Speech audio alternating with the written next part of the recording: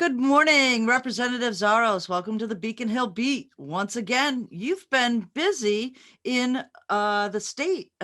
Just in your first month here, there's lots of things.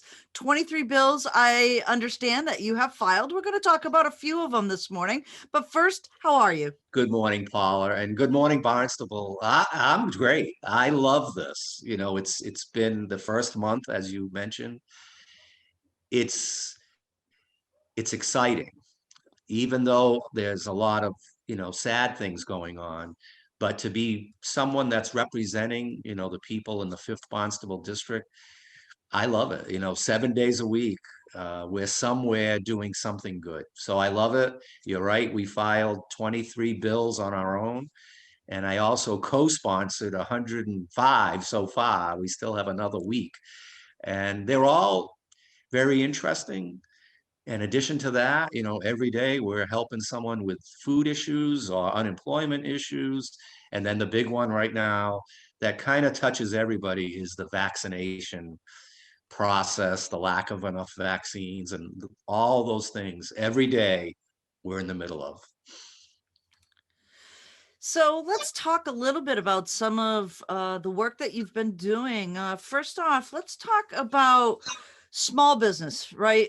They have really literally taken the brunt of some of the major catastrophe challenges here by being either closed or reduced hours or having to pay for PPE. There is the protection payment program, and my understanding is that you filed a bill to stop the state actually taxing that money that they may have received. Can you kind of walk a resident who may not own a business or maybe even a business that wasn't quite aware of this, what's really happening here and what this bill does? Great question, Paula. America and, here on Cape Cod, small business are so important. It's a key to our economy. So many people work at restaurants or hardware stores or landscaping businesses, and they've really taken a huge hit with this COVID crisis. We've worked hard to try to get them safely to open. And now that the vaccine is here, we're pushing to get that in everybody's arm. But in the meantime, we want to make sure that the state doesn't tax them. The small business owner who I met one of them the other day in Centerville, he comes in on he's the owner. He works on a Sunday to try to save a few dollars to keep him in business. And we need to keep them in business and get them thriving again. And they will. Business owners know how to do their job. They're great at it. This is a way to let the public know that the money that they received, it should not be taxed. So we filed a bill that gives them a deduction to help them keep the money that they were given and not have to give some of it back. So let's talk just briefly about the payment that they got. So this was a federal payment that came in to shore up either payroll or rent or utilities. And then the state would be taxing that money as income. Is that how it would work? Yes, that is a possibility, and we're trying to prevent that. Um, these small business owners and their employees, it's a great program. I mean, thank God the federal government was able to do it. Unfortunately, there is some fraud involved too, but we're working on that as well. But we want them to keep the money that they basically earned and not have to pay some of it back. That money should stay on the Cape and not go back over the bridge. So I think that's a wonderful first shot at the filing bills. But there were two that your background in law enforcement really have kind of come to the forefront. Two other bills that you have filed.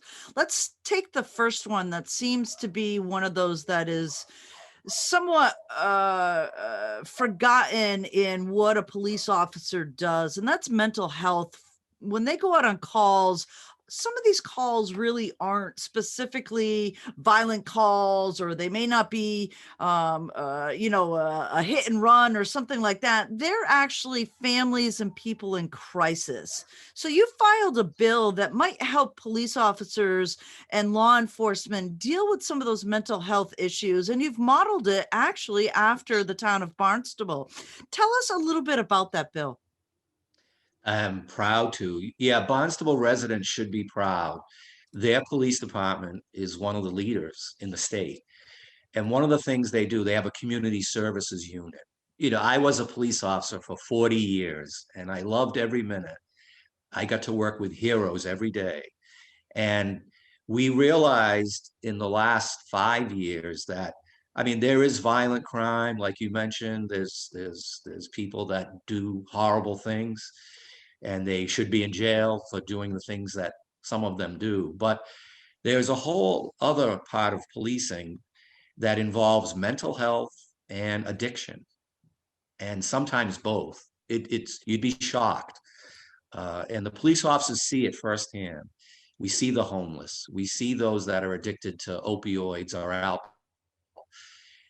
We see those that are struggling with mental health. So what do we do about it? And that's part of our job.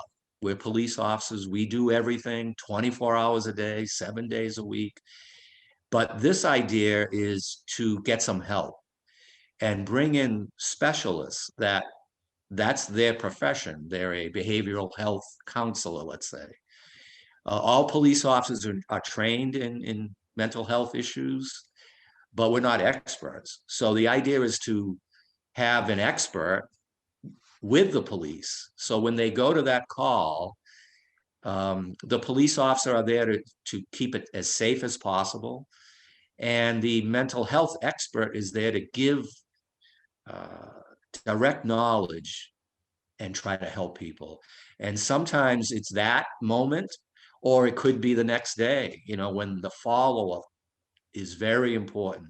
So we're big on making a difference. We want to reduce crime and we want to make people healthier. And one way to do it is mental health. And we're filing a bill, we filed it, that would make uh, mental health or behavioral health specialists available to all police departments all over the state. So police can do the job that the community wants us to do, and give them the tools and the training and the people to be successful. What a, I'm very familiar with the Community Impact Unit, and they have done a tremendous job throughout the town, but specifically with some of our homeless population in the village of Hyannis. So this bill really is to help give those officers another resource when they're on a call, right? Absolutely. We have the training in basic mental health issues. Like everything, we do everything. I keep saying we, but police officers do everything. And, they're the only one that's out there 24 hours a day, 7 days a week. There are no behavioral health specialists driving around like waiting for a call. It's the police, and to give them this expert will help not only the police do better, but it's better for the person that's struggling, because they'll get someone that can follow up to make sure they're taking the meds that they should be taking, or if they need a ride to a counseling session. There's so much more that police do that the public doesn't know. And this is just a way to make it better and stronger and more successful. And then another law enforcement bill, but one that's really close to your heart, and close to, I think, all of our hearts, is the Nero bill. Tell us where that is. I guess it's gotten refiled now. So, what's the process of a refiled bill? And was there anything different in this bill, or is it the same bill? Great question. It is very personal to me and all of us in Barnstable. Sergeant Sean Gannon, my Yarmouth police officer, was shot and killed by an evil person almost 3 years ago. It was April 12th, 2018, in Marston's Mills. You know, the Yarmouth police, the Barnstable police, the state police were trying to arrest someone that was very violent, and that person shot and killed Sean. And in addition, he shot and nearly killed Nero, our police dog. And I was standing there when Nero was brought out of the house, basically bleeding to death. And the EMTs and the paramedics were not able to help Nero because they're not allowed. So Massachusetts does not allow trained EMTs and paramedics to help an injured animal, and you cannot put that animal in an ambulance. So I was there when that dog came out, bleeding and gasping for air. Everybody wanted to help, but they couldn't. So we put the dog in the back of a police car and drove him to the veterinary hospital, and he lived because he's strong and he's tough and he's a symbol of resiliency. So Representative Crocker filed the Nero bill. He worked hard to get it passed. It had a lot of support, but it never made it over the finish line. So I filed that bill last week. And when the hearing comes up, that'll be the next step. We will have everybody there. We'll have, you know, the Gannon family there in Boston or virtually, and we will testify on why the bill is important. And then we will need the public to help us get it over that finish line. There's no reason why that bill should not pass. And what it does is it provides training for EMTs and paramedics on how to save an animal's life. It'll allow that injured police animal to go in an ambulance if it's available. Humans first, but if they're all taken care of and those ambulances there, like that, like what happened in Marston's Mills, they can put the dog in the ambulance, treat the dog, and bring him to a veterinary hospital. There's no cost. All the training will be provided by Tufts Medical, and it's I think it's a story of overcoming such a tragedy and making sure that our dogs that are out there trying to keep us safe are taken care of in the future and not left to be out there on their own. So the Nero bill has been refiled, and we'll keep everybody posted every step of the way. And we've got to get that passed. Yes, it's an important bill. And as a resident of Marston's Mills, literally in the neighborhood of that tragedy, we're pulling for everybody to get behind it and to make sure that these really vital animals to police departments have the same care that is needed if anyone is injured. Amen. Amen. Thank So you. we've got a cornucopia of things to talk about. I'm going to actually switch gears a little bit and talk about erosion. Just recently, this past town council meeting, there is more appropriations to shore up the parking lot with sand for Sandy Neck. Let's talk a little bit about a bill that you filed for erosion, for beach erosion. It's so important that we look at this as a whole, as a community, and really put our weight behind some of the things that are happening up at the state to help us. Yes, great question. Sandy Neck is very special to me. I have a permit and we go out there all the time. We even have a program in my son's memory. It's called Sandy Neck for Vets, where if you're a veteran, we'll pay for the permit and you can get out there and have some peace all year round. And the erosion issue is Sandy Neck, and it's all those homeowners along the coast, you know, from West Barnstable to Sandwich and beyond. So we're working on that. It takes homes away. And it's really not a new problem, but I'm trying to look at it maybe in a different way or in a collaborative way. We need to get the federal government helping us. So putting sand on the beach like we're doing in Sandwich right now, we Bourne is dredging an area in Bourne. So they gave Sandwich the sand, but Sandwich has to pay to truck it and dump it on Town Beach. And that works. And it's a temporary solution.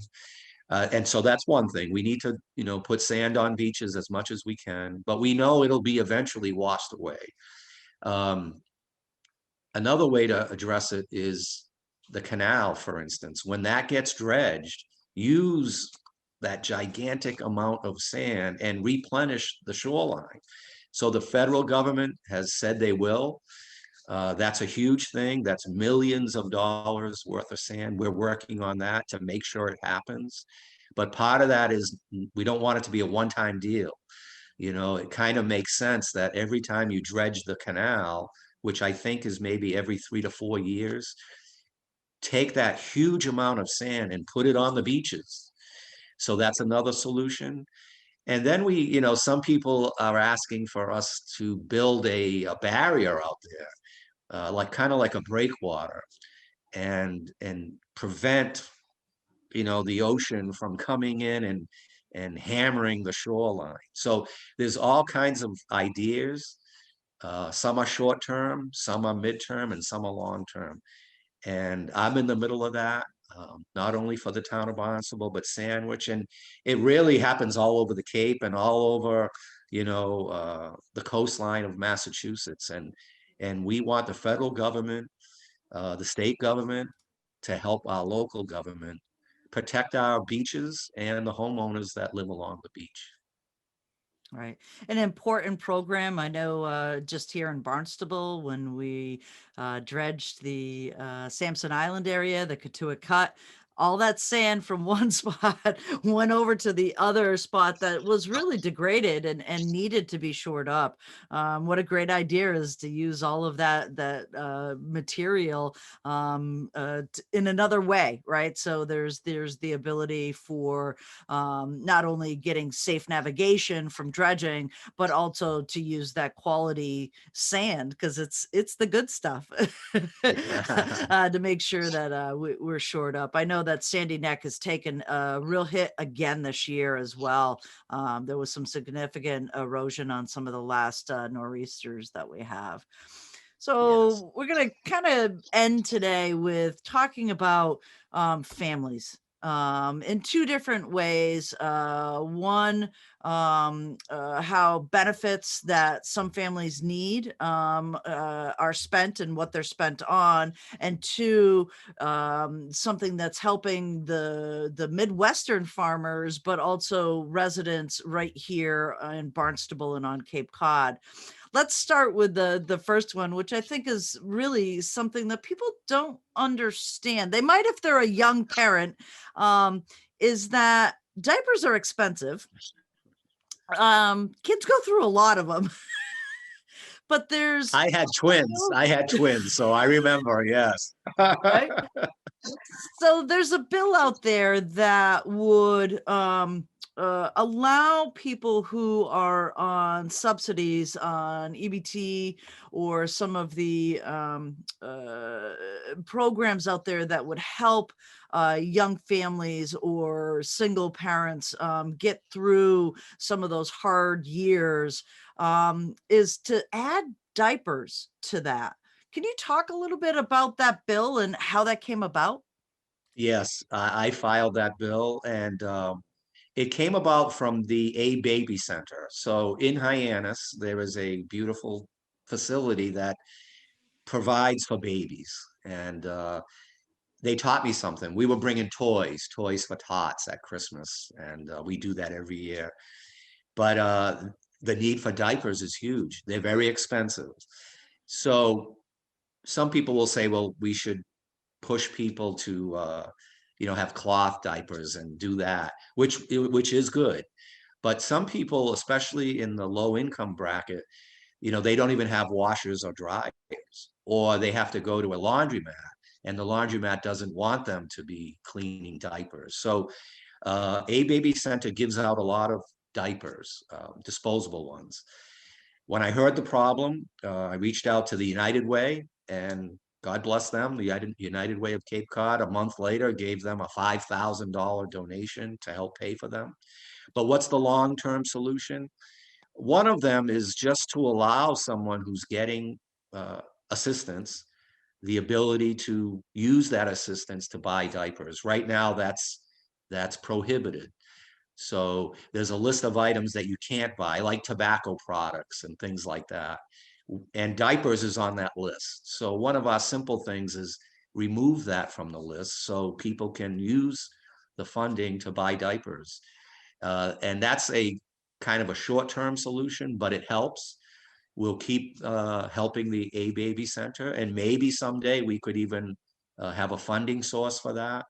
But for now, we wanted to get that in the state house that will allow people to buy diapers when they need them. What a wonderful bill. Knowing how much folks struggle. It seems that costs just continuously keep rising. So whether you're lower income to middle income, you know that your dollar is so stretched right now. So between gas and rent and clothing and diapers, let's talk a little bit about food insecurity. It's hit the news quite often, especially here in our seasonal economy. Folks really do struggle. There's always been a stigma in accepting help in food banks and in pantries, but there's something out there right now that is designed to help not only the folks that might not need or want food, but it helps our farmers as well in the middle of the country. And that's the farm food. Every Saturday at the transportation center, there are folks out there handing out food, and it's good food. It's not a box of Wheaties or something that you really don't want, or something that isn't nutritious. It's meat and it's milk and it's all those basics that every family goes through. Talk a little bit about food insecurity here on the Cape and that program, and why folks shouldn't really have that stigma, that it's there for them. And maybe if they got their food from somewhere, that their gas bill or their rent bill might be able to recover a little bit. That's well said. One of the things that I'm very honored to do for the last 10 months, I have done over 150 food events myself with all these great volunteers in over 50 cities and towns. So I wrote a piece about it. It was in the Cape Cod Times. It's called We'll Get Through This Together. What I've seen all over the state, from Chelsea to Chatham to New Bedford to P-Town, it's really emotional. So people need food, and our farmers need to keep selling food. And when the pandemic hit, the restaurants closed, or they couldn't be open at full speed. So the federal government has a program. It's called Farmers to Families. And the Massachusetts Military Support Foundation, which I've been a volunteer on for 4 years over at Joint Base Cape Cod, applied for that program and has it. So every Saturday at the bus station in Hyannis between 10 and 1, people can come and pick up a case. It's 32 pounds of fresh food from farms all over America. It's milk and chicken and vegetables, just like you said. And you just pull up and we give it to you. We put it in your car and a smile. And if we have any bread or anything left over, we give that out too. And there's no stigma. I call it food security, not insecurity. This country has the food. We just need to get it to people. And even if you may not think you need it, you take it because you're helping the farmers. And instead of spending that $100 on food, maybe you can spend it on gas or pay a bill or buy diapers, or you know what, take that box and knock on your neighbor's door and give it to them. That's what I do. I have a neighbor across the street and he's in his 80s. So every week I bring him a box, and there's things you can do with that food. It's every Saturday in Hyannis. I now do it in New Bedford on the same day and time. And it's a wonderful program. Take advantage of it. Just go to Massachusetts Military Support Foundation website. You click on the link and go every Saturday and take that food home or give it to a neighbor and help our country and yourself get through this crisis. Right. It's a really, really great program. And, across the Cape, we seem to have stepped up to make sure that folks do have food security. The food that I see in some of the pictures, again, 32 pounds of food is a lot of food. And that's a week for, at least shoring up of a family of four. And like you said, some of our neighbors out there that might not be able to get out to go shopping or really have a tough time because they're afraid to go out because of their immunity or some of the other challenges that COVID has presented. Lots of great stuff in this interview, Representative Xiarhos. Are there any last things that perhaps I haven't asked about that you might want to have our viewers know? Yeah, thank you. I love this and I look forward to it every month. The last thing I would say is the vaccines, and trust me, we're not letting you down. We are fighting every day for more vaccines to come to the Cape. The Barnstable County has a great program, and we have, the ability to vaccinate people in the Falmouth area, the Barnstable area, and the Lower Cape area, and it's working. And the next phase is to get more. You can also go to Gillette Stadium or Dartmouth now. And remember, if you're a veteran, you don't have to go anywhere really. If you're a veteran, you can go right to the VA in Hyannis. Every Wednesday they give it out. So we're looking at our federal government, at our state government, and our local government to use all the resources, get the vaccines here. We know how to distribute it and get people vaccinated. And try to remain positive. Don't get frustrated if you have to wait. We're working on it. Keep wearing your mask, keep washing your hands, and we will get it done. Yeah, there seems to be a brighter light at the end of that tunnel. So we're all hopeful that in a few months we have some better news that folks are getting vaccinated. It's one of those things where you may have to wait your turn, but we will vaccinate everyone once, Absolutely, once. yes. Great. Absolutely, that's correct. Yeah, I would like to get mine, and I'm waiting. But in the meantime, I try to stay positive mentally and put the word out that we're working on it, and make sure you take advantage of the programs that are out there. One of our new ones we're trying to get past is we'll come to your home. If you're the type of person that can't get out, it's called the last mile. So the county's working on that. We never stop trying to help, and there's all kinds of good ideas. It's uh, it's something to be proud of. This pandemic is horrible, and we made a vaccine in record time. Now it's trying to get it to the people that want it and need it, and we'll make it happen. Fantastic. Thank you so much. Thank you, Paula. Stay safe. You too.